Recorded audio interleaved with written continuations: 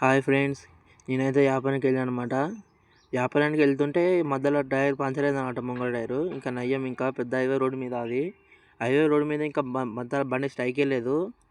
అట్లే కొద్దిగా ముంగడికి వస్తుంటే ఆ షాప్ ముంగని అర్థమైందనమాట, అది పంచర్ అయిపోయింది, ముంగ టైర్ పోతుంది, హ్యాండిల్ మొత్తం మోగుతుంది, అర్థమైపోయింది పంచర్ అయిపోయిందని.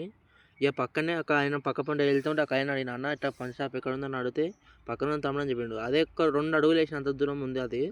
అక్కడ దొబ్బుకపోయి బండిని తీసుకుపోయి వేసిన అనమాట. చూడండి, ఆ స్టిక్కర్ ఉందా, ఆ స్టిక్కర్ ప్లేస్లో ఫస్ట్ ఒక పంచర్ అయిందనమాట. ఆ స్టిక్కర్ లేచి దాంట్లోకి గాలి వస్తుందన్నమాట, మొత్తం పంచర్ అయిందనమాట. దానివల్ల మొత్తం గాలి మొత్తం దిగిపోయింది.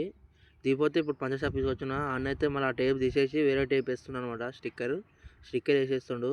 చూడండి మీరైతే, నాకైతే ఇన్ని కష్టాలు ఫ్రెండ్స్. అదే టైంలో నా దగ్గర డబ్బులు కూడా ఉన్నాయి. అదే టైంలో డబ్బులు కూడా అయిపోలేదు నా దగ్గర. అదే డబ్బులు ఉంటే పెట్టేసిన అనమాట దానికి.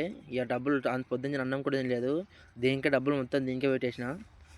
మీరైతే లైక్ అండ్ సబ్స్క్రైబ్ చేసుకోండి ఫ్రెండ్స్. మీరైతే సబ్స్క్రైబ్ అయితే చేసుకోలేరు, వీడియోస్ చూస్తారు కానీ please like and subscribe, please.